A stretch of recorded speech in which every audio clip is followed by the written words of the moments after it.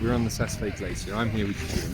Hi, Jim. What we're trying to do here is we're going to show you the progression between Jim's first run.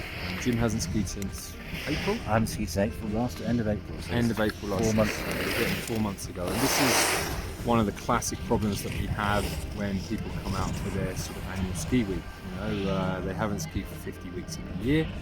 And by the time that you've got 3 or 4 weeks back into 3 or 4 days into a ski holiday, you know, you've forgotten everything you've got back to a certain level. But, you know, you go on for another 50 weeks, and what happens is, you know, you start again from a much lower position. This happens to most people, especially if you've learnt as an adult or a late years sort of teenager. I'm one as well. Soon I had my first ski day in August, a little while ago. I came here, conditions were amazing, and honestly felt like I couldn't ski. I felt like putting the skis in the cupboard and putting them away. But today it's different, so I'm back, you know, and I've got that sort of movement pattern back. It happened slightly quicker for me, but I can imagine that if you were, you know, a 1 week a year skier or whatever, it's an issue. It's a real issue. So we're going to try and do a few things here. We're going to film your first run, and then we're going to try and build you up within a relatively short period of time.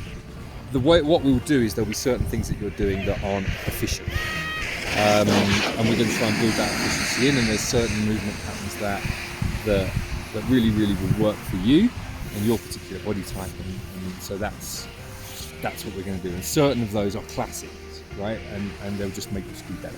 Things like being balanced over the ski, being able to steer your ski across the hill, you know, when to stand on what foot at what time. Those kind of classic things are the things that are going to make you fundamentally a better than average skier, and that's what we're trying to build from here. At the moment, on your first run, all you're going to be doing is coping. You're going to be going, oh my god, it's slippery, oh my god, it's difficult, oh my god. You'll be thinking 1,000 things. You're going to try and narrow that focus to 1 or 2 things. Jim, so you got your first run out of the way. How did that feel? Terrible? I can say it was a challenge.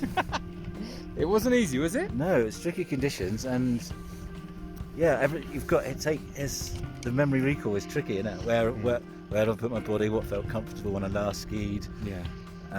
So many things, 1,000 things. What was that was your experience of going down there? So I'm thinking, so your experience is something like going down there. Which is not the easiest slope. I mean, in a different place we would choose an easier slope to start off with. That's, you know, you've got to build up confidence from a sort of lower starting point, if you like. So I'm chucking you in at the deep end a little bit here, but that's dictated to us by the conditions that we've got. Now, my question to you is, can we simplify for the next run?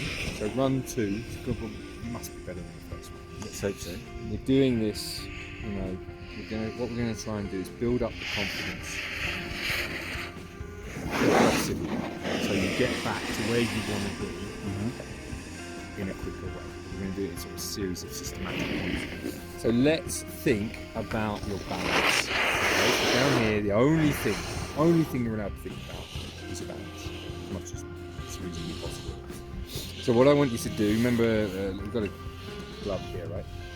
Imagine that's your foot. So this is your heel, these are your 5 toes, or 4 toes and a big toe.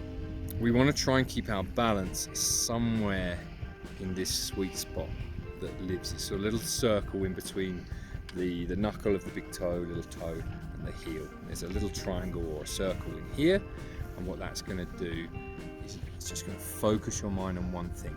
Can I, as much as possible, 80-90% of the time, if possible, stay in balance as I go? Okay, so I'm going to try and demonstrate that to you as best I can. Can't promise you I'm going to absolutely get it, but what I'm going to try and do is try and stay within that balanced sweet spot as much as possible, just down here. And when I get to where I stop, then I want you to come down and try yourself, okay?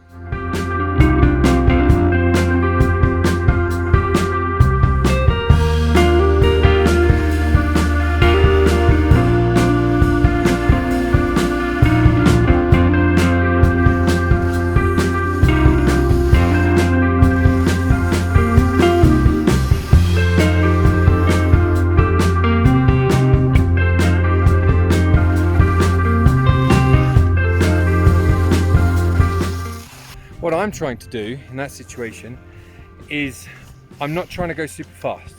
It's only my first couple of turns of the morning, right? So I'm trying to take it slowly and trying to warm myself up. So, your turn.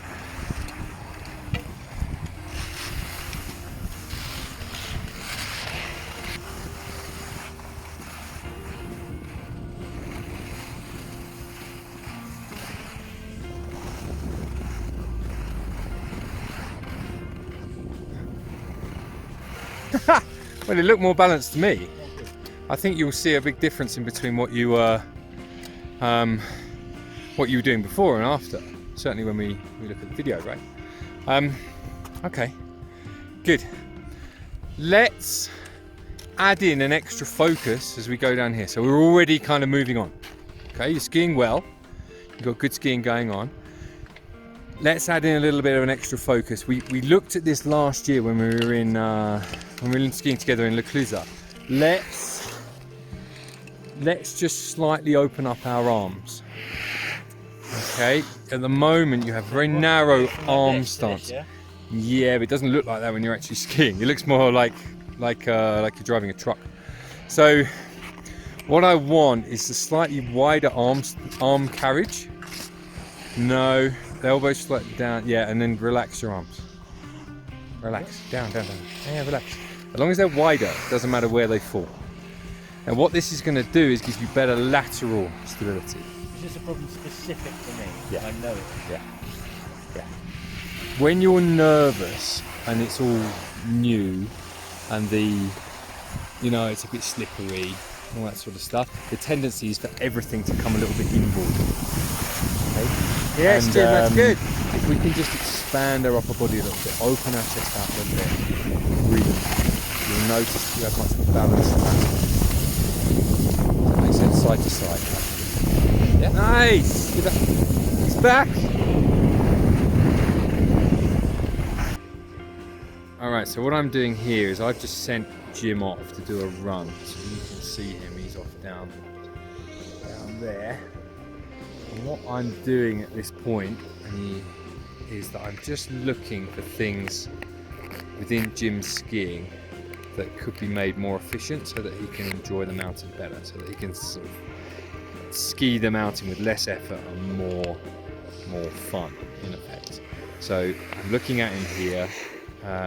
He's trying to balance, I can see that, but he's gone back to doing something that I identified with him when we were doing before, which was he's sort of just pushing his heels out to finish off the turn, so his legs aren't steering, and he's gone back to putting his arms inboard, which we just talked about earlier. So those two things are things that we can work on.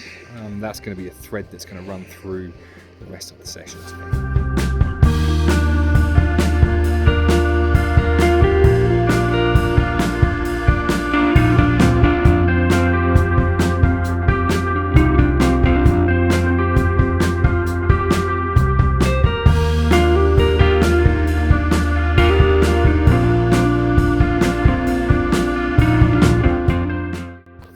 So as we go down here, I want you just to concentrate on that one thing, okay? We can stack the balance thing on top of it. But what I'm trying to do is you can think of it however you want, but rotating your legs or whatever. But often I find most people resonate with the idea of point your knees where you want to go, and really see if you can feel that edge working all the way around the turn. That's what we're looking for.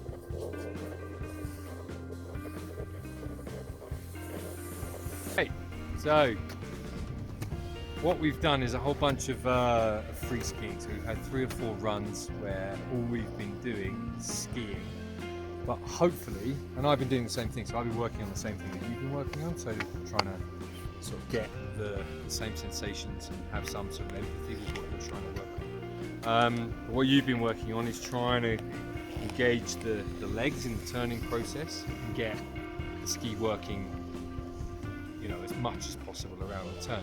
The other thing that we talked about was moving your hands wider, and that's where we identified quite an interesting thing, because when I said put your hands wider, my understanding put your hands wider means take your hands from here to here.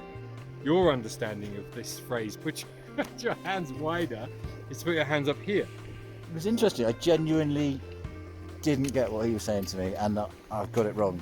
Now I think, and we come across this a lot, and we were talking about this just a second ago about how the you know, there's whole sections of ski instructor manuals that are devoted to how to get a message across and how to communicate with people, how to send the message and make sure the message has been received.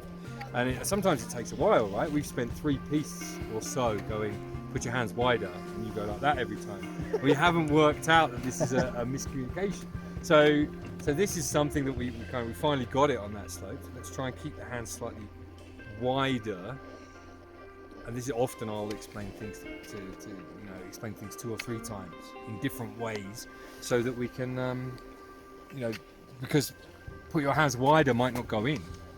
Put your hands more lateral might go in, or put your hand, you know, spread out to your chest might go in. You know, so often we're explaining the same stuff in 2 or 3 different ways, just on the off chance that one of them goes in.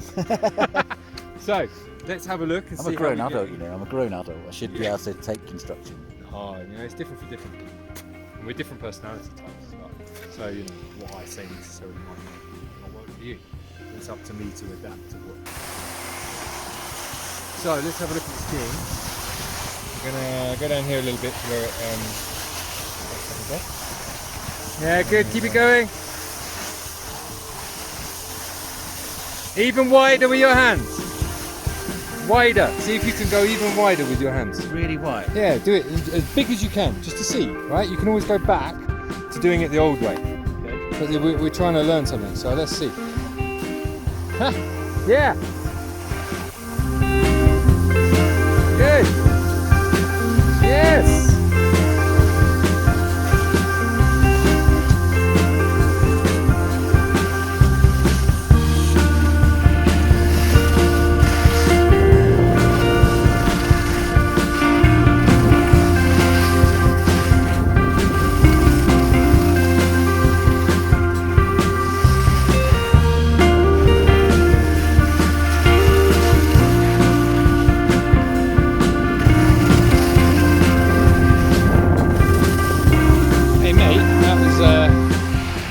That was really, when you put your hands exaggeratedly wide, and I'll show you on the video in a minute, but when you put your hands exaggeratedly wide, all of a sudden your skis were working better around the turn, and you were creating better lateral angles, so you're using more edge too.